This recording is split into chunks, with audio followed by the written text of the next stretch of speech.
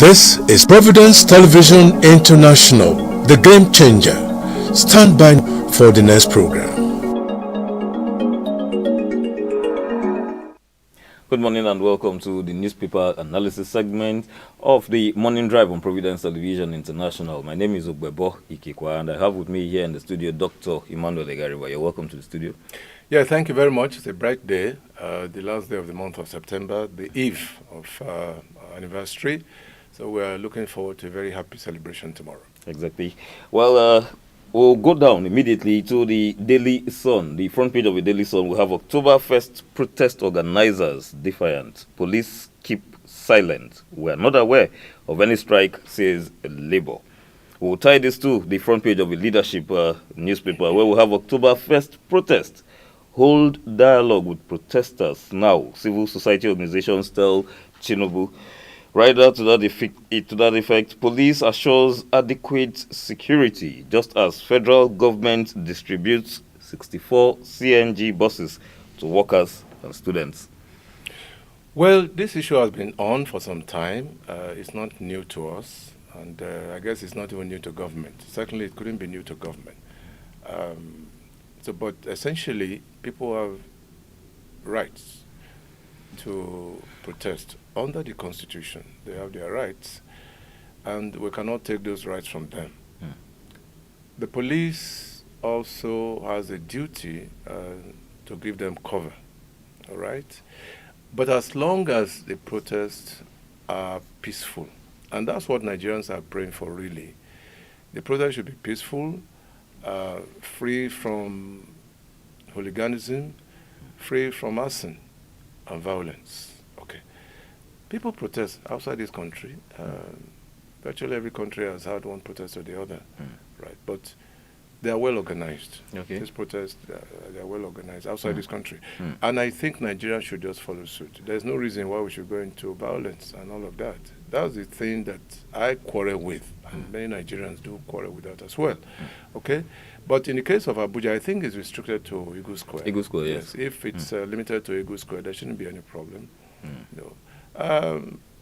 People talk about civil disobedience. I mean, just carrying placards, close your mouths, seal them up, and stuff like that. That's a way to protest. No violence, but you are sending a message. But I think that the protesters have certain things that bother them.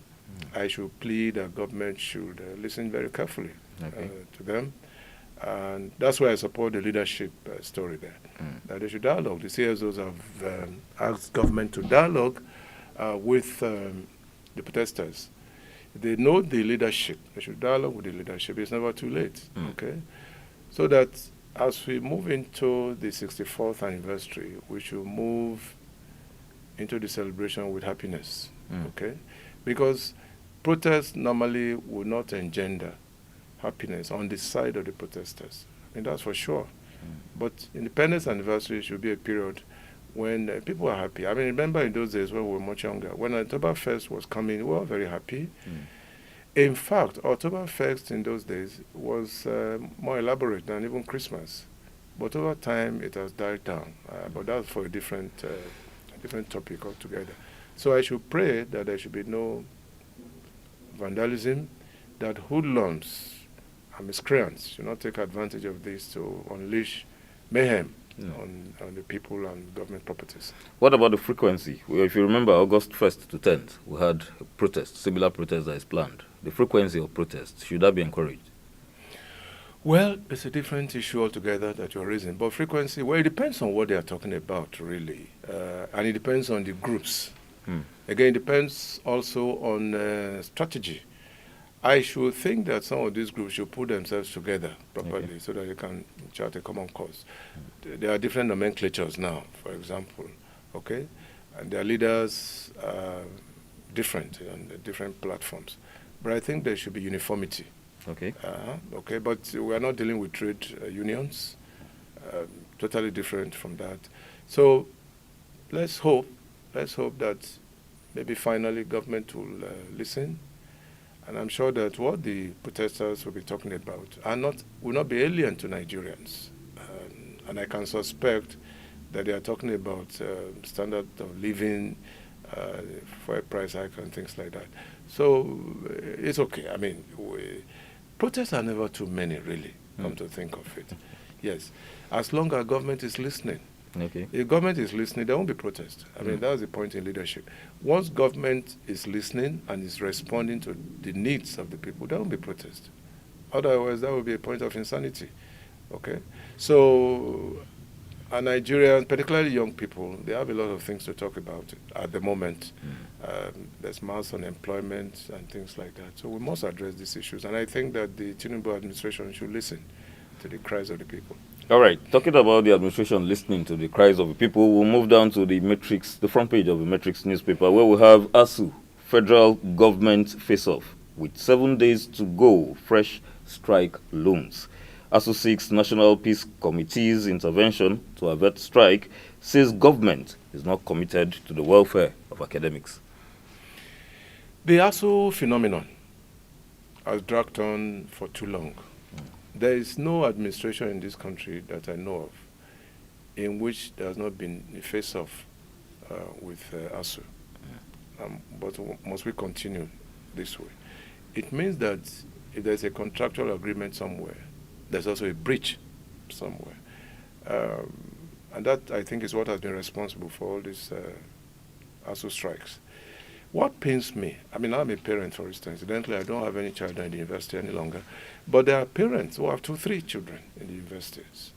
And once they strike like this, it takes its toll on them. It takes its toll because they have to feed these children and they have to be wary of the fact that this protest does not last for too long. Otherwise, the years are elongated. I mean, for a child who is supposed to spend about 4 years, you end up spending about 5 years. You lose one academic session. That's a lot on parents. And some of these parents, almost 60-70% of Nigerian parents don't have the wherewithal to send their children to private universities, either at home or abroad. Okay? It is the elite of this country that usually send their children to these highbrow universities. But generally speaking, public universities, most parents don't have that capacity. And it is the private universities that go on strike. It's the public universities that go on strike. Exactly. Private universities do not go on strike. Okay? So where do we go from here?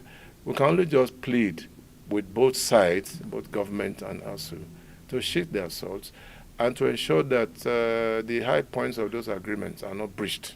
Because when there's a breach, it's like postponing the evil day. Because it must recur, it must come again and again. So for once, I should think that the Minister of Education should do a thorough job. Minister of Labour should also do a thorough job. We've talked about this before. It's like they've gone into slumber. All right, that's why we're having also those sort of problems like this. So, but I think that this time around, before the 7 days that we're talking about, something should be done by government. All right. Looking at the front page of the Daily Times, oil theft. NNPC dismantles over 8,000 illegal refineries, 5,800 pipelines in 6 months. In 6 months, that's outrageous. In 6 months, thousands of pipelines. And your question is, where are our security forces? Before these things are even put in place, our security forces should know about them. I keep talking about intelligence network. Because if there is enough intelligence network, some of these things will not arise. But let's look at the other side of the coin. Crude is one of the things we pound our chest about. But the operators, I mean, these boys in the creeks, they're also crude in their operations. So why don't we organize them properly? They're doing illegitimate business, that's for sure. Okay. But we can organize them into a hub because they have talents that can be developed. Yes. Talking about organization, would you be towing the line of what Tinubu advised the governors to do just some days ago? They can, and organize them properly by creating, I mean, science has made it possible now that we even have mobile refineries. They can move from place to place. Okay. Small outfit. After all, these boys, they are crude in their methodology. Yes, they are very crude. They sweat, they do all sorts of things. Crude pouring on them and looking like people from outer space. They are crude, very crude, but we can refine their methodology. We can refine their operations to make them more viable. We can build them into a hub and build mobile refineries for them. That's my take. There are mobile refineries. I mean, the whole of the area here where we have a broadcasting house can just be a little refinery. And once the operation is finished there, you move it quietly to another place. Although the argument, by way of environmental pollution, is that the environment will be devastated. But you can regularize these operations. Okay? So, but that's where I come in as a media person. Well, we'll move down to the front page of the Daily Trust newspaper. Residents, Nigeria Air Force disagree as airstrike kills scores in Kaduna. 23 worshippers among victims. Air Force says only terrorist base was hit. State government still mute on the issue. They shouldn't be mute. No. Why should the state government be mute? Nigerian lives have become meaningless. I've said it here before. Nigerians are killed by bandits, they are killed by kidnappers, they are killed by floods, they are killed by airstrikes. And now? Yes, and the government is mute. Why must the government be mute?